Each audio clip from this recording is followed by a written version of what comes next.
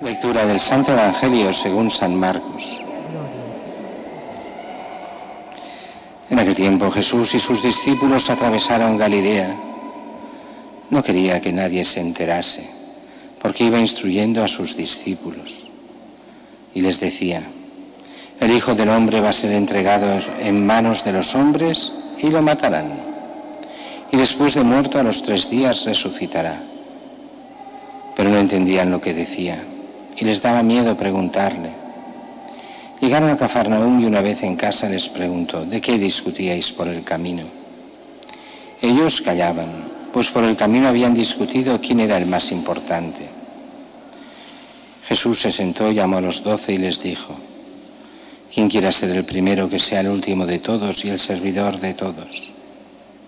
Y tomando un niño lo puso en medio de ellos, lo abrazó y les dijo: el que acoge a un niño como este en mi nombre, me acoge a mí. Y el que me acoge a mí no me acoge a mí, sino al que me ha enviado. Palabra del Señor. Gracias, Señor Jesús.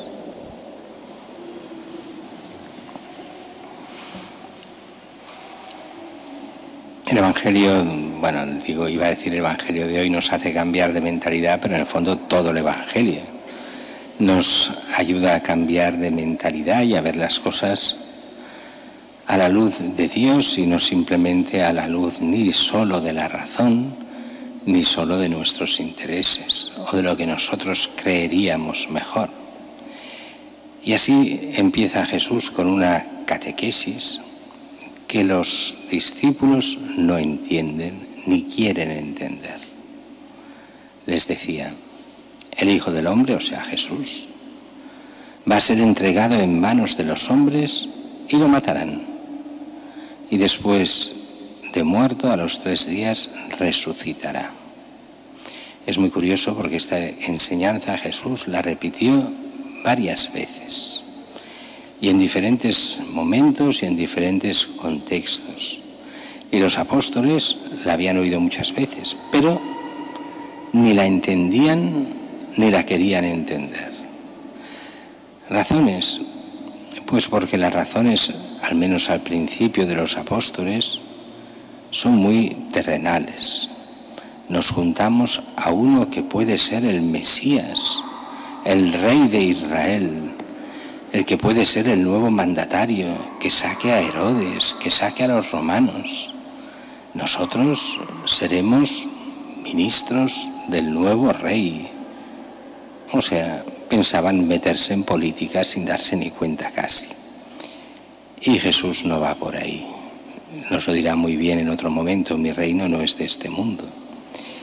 Y además, esta pasión del santo estaba ya predicha también en el Antiguo Testamento. Si os habéis fijado en la primera lectura, es prácticamente como si fuese un trozo del Evangelio junto antes de la pasión. Se decían los impíos: acechemos al justo. Nos resulta fastidioso, se opone a nuestro modo de actuar. Así lo veían los fariseos, así lo veían el mismo Herodes. Nos reprocha las faltas contra el rey, nos reprende contra la educación recibida, iba contra todas aquellas tradiciones que ahogaban la palabra de Dios. Veamos si es verdad lo que dice. Si el justo es hijo de Dios, Jesús es el Hijo de Dios y es el justo, Dios lo auxiliará, lo librará de las manos de sus enemigos, lo someteremos a ultrajes y torturas, lo condenaremos a muerte ignominiosa. Es el retrato de lo que pasará a Jesús. Es una de las tantas profecías sobre la pasión de Cristo. Cristo no ha venido a triunfar aquí a la tierra, sino a dar la vida en rescate por nosotros. La salvación no es que tengamos un político que nos salve de la miseria o de otras cosas. La salvación solo está en Cristo, que nos salva del pecado y de la muerte para darnos vida eterna. Ahí está el principio. Pero claro, todo esto conlleva toda una serie de mentalidades diferentes a las políticamente correctas de hoy. Hoy es curioso cuando incluso muchos religiosos dicen, lo importante es que seas feliz. La fe lo que te ha de dar es la felicidad aquí en la tierra. Y dices, ¿de qué vais? Cuidado. La fe lo que te dará es el camino hacia la verdad y hacia la santidad para encontrarte con Cristo. Pero la felicidad aquí en la tierra. Y entonces todo lo has de analizar en si te hace feliz o no. Y dices, cuidado. Esta forma de actuar es peligrosa y de pensar. Porque la felicidad nadie sabe en el fondo ni llegar a definirla aquí en la tierra lo que ha de ser. Para cada uno son cosas diferentes. Y al final se demuestra que la felicidad terrenal, iba a decir, no existe, casi no existe.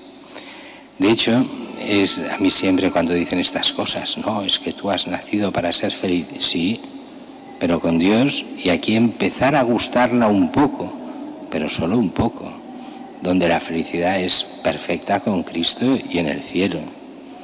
Pero aquí siempre me recuerda aquello que decía la Virgen en las apariciones de Lourdes y que le dijo a Bernadette, cuando le dijo, te prometo que serás feliz en el cielo, no en la tierra.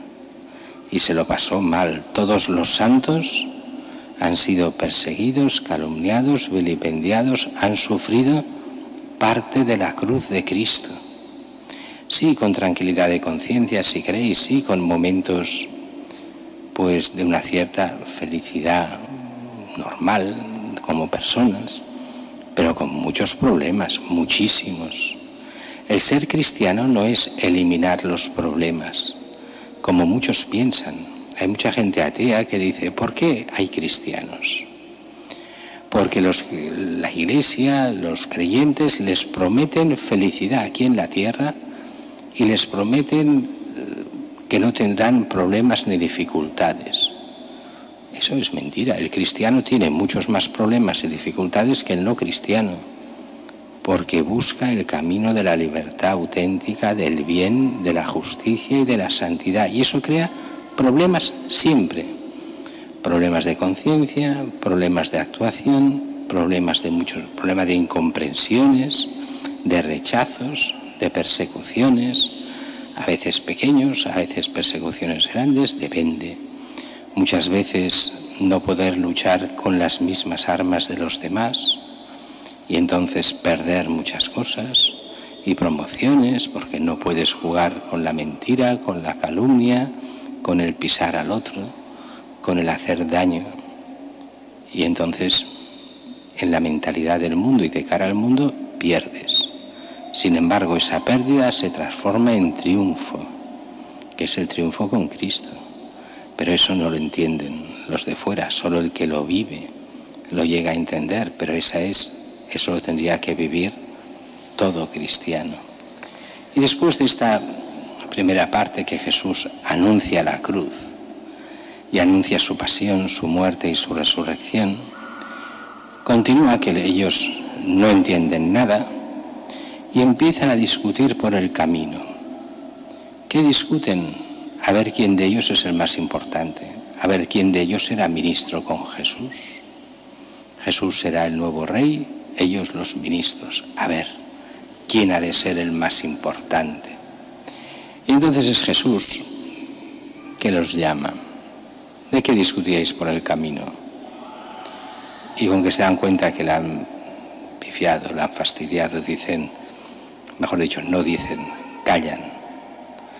Jesús se sentó, es curioso se sentó, porque están caminando y sentarse en la mentalidad bíblica quiere decir, ahora aquí hay enseñanza importante. Cuando todos los que enseñaban sentados desde la cátedra, o sea, desde la silla, sentados.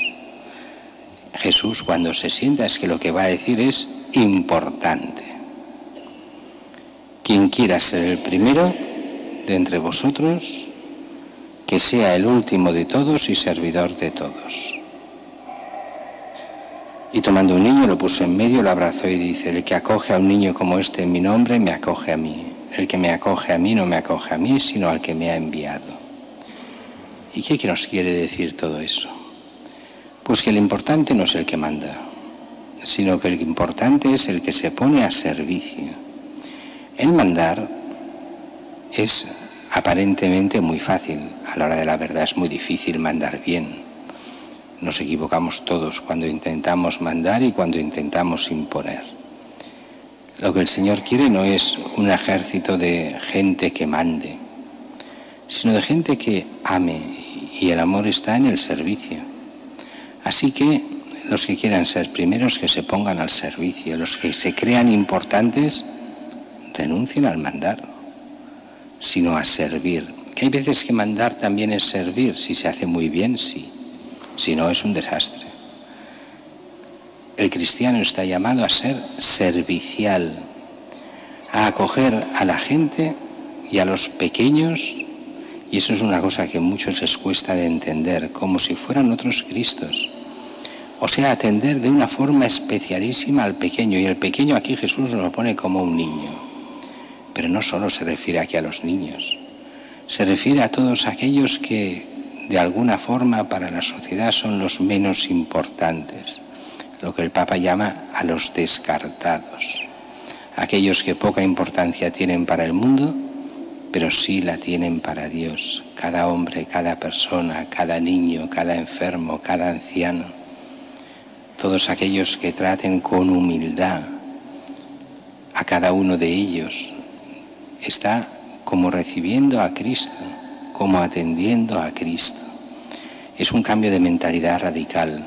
Lo importante no es el poder, no es el ejercer el poder sobre los demás, sino el servir a los demás. Y eso es vocación universal. Está en la vocación a la santidad, en la vocación de todo cristiano. Esa vocación que es la santidad que Dios quiere para cada uno de nosotros.